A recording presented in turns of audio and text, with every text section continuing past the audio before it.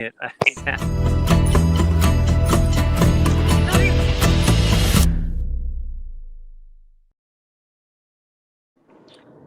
to 21 Next. You see everybody here right now covering the different angles of this tragedy in York County. The 3 York County Regional Police Department detectives murdered yesterday in an ambush style situation. We have some different folks covering this. We have Sarah Burns to get to know one of the detectives better. Yasmin Cowan's been at a vigil. I think she's going to another one. Alex Thill's been getting to know more about the suspect in this situation, the shooter who was also killed. Let's start with Sarah Burns. You were here with me today at the Regional Police Department where you got to know one of the detectives a little bit better. Tell us about that.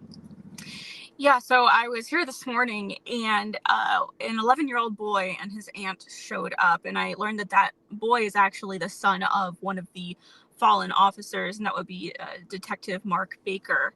The boy was wearing his dad's shirt. He's actually a father of 4. He's very generous to the community. He cares a lot about children, and it was just, they were looking at all the tributes that had been laid outside of the department, paying their respects for the other officers, more importantly, just trying to process the grieving loss of his father and a brother and a son in their family.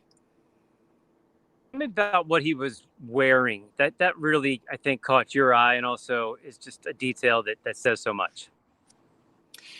Yeah, it was a plaid button-down shirt, massive oversized shirt, and there was one button done, and he was just clinging to that singular button. When I was talking with him, I could tell that he just hadn't fully gripped what had happened yet. I could see it in his face. Just a little boy.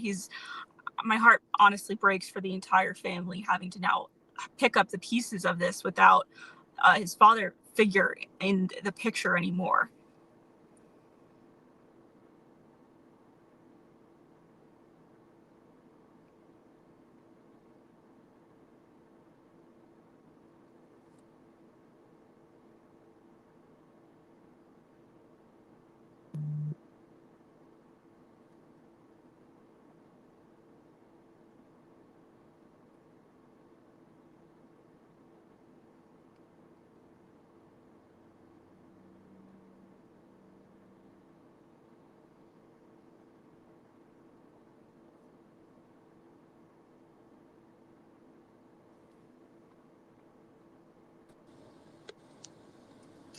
So Joel, we apologize, is having some technical difficulties. I want to come in right now and Sarah, just talk with you a little bit about what saw and heard when you were out there today, before we kind of go to Yasmin, where she's going to be covering more of those vigils.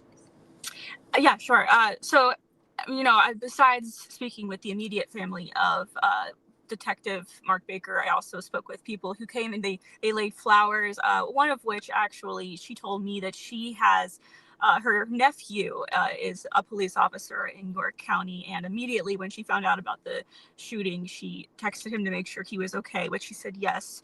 And they told me that, as family members who have police officers in their family, praying for their safety and wondering if they're going to be safe is a constant concern for them. It's a prayer that they make every day, that your family is going to come home and continue to have a great life. And unfortunately today and yesterday, that's just not been the case for this family. And I know you have also done a lot of work today out in the neighborhood where the suspect in this is allegedly from. Do you want to talk a little bit about what we know of who he is? Yeah, of course. Thanks, Sarah. And I can't imagine how that young 11-year-old boy is feeling right now. My heart goes out to him. In terms of the shooter, what I can tell you is that I went to the neighborhood where he reportedly lives with his family and his parents. I talked with, they said that relatively quiet was the things that they were describing when talking about the shooter and the parents that he allegedly lived with today. Told me that pretty much the entire neighborhood keeps to themselves, including Matthew, Ruth, and they were just shocked to hear that he was the one responsible for this today. One of the things that I thought was so heartbreaking to hear is that one of the women I spoke with, she's actually the president of the homeowners association in that neighborhood. She met Matthew as an adult, but said she's probably seen him running around when he was a kid in that neighborhood. So it's incredibly hard for them to hear and to process right now. And, you know, so we do know in terms of the shooter from the press conference earlier today that he did ambush those 3 officers. So he was at the scene of the shooting. The door was unlocked, the detectives went in, and that is when he opened fire, killing those 3 detectives, the ex-girlfriend of the shooter, and not at the home at the time because they feared for their safety.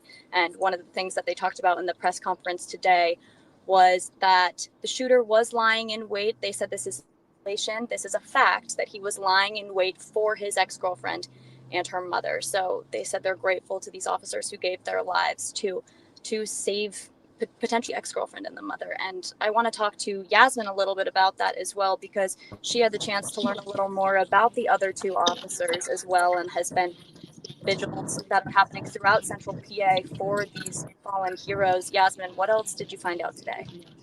Yeah, so I was actually at the vigil, and there was just a lot of people there mourning the detectives that, you know, passed away. Detective Sergeant Cody Becker and Isaiah Emenheiserwere. Those were the additional 2 that I focused on, and both of them received awards from the DUI Pennsylvania Association, the DUI Top Gun Award, because they were strongly against drunk driving, and they wanted to make sure that their community was safe. And for them, they just prided themselves in the work that they did.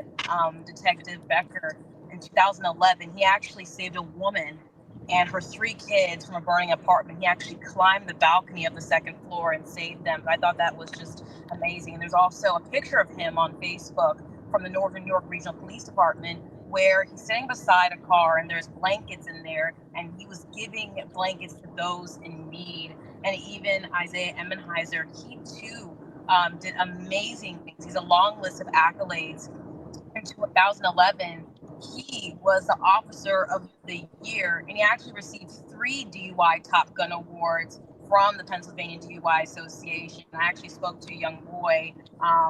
He was around 7 years old. He's a Cub Scout, and his mom was crying for him because she told me that his Cub Scout leader was Mark Baker, the detective. So it was a lot of emotions we've been just seeing and feeling tonight, but this community will mourn for a very long time.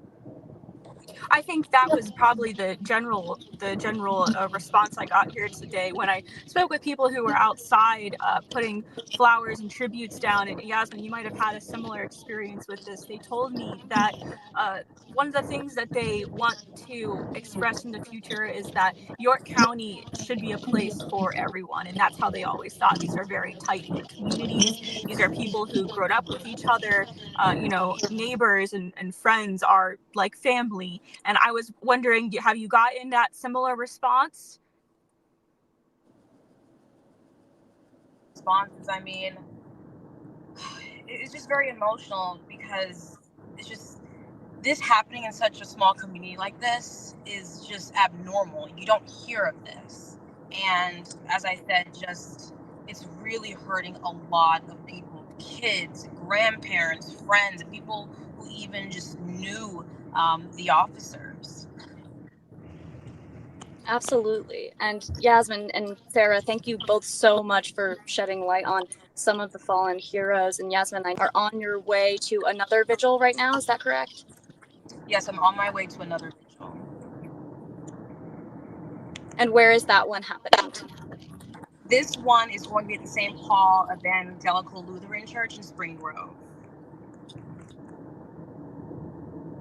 So you can since coverage tonight on CW at 10 and CBS 21 at 11.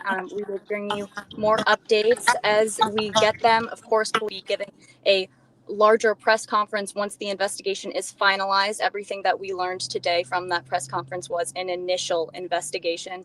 Yasmin, both so much for shedding light on those fallen officers, and I will continue to get some background on the shooter and what we know. For now, close out 21 next, and we'll see you next time. But make sure to tune in tonight to CBS 21 for all the latest information, as well as CBS21.com.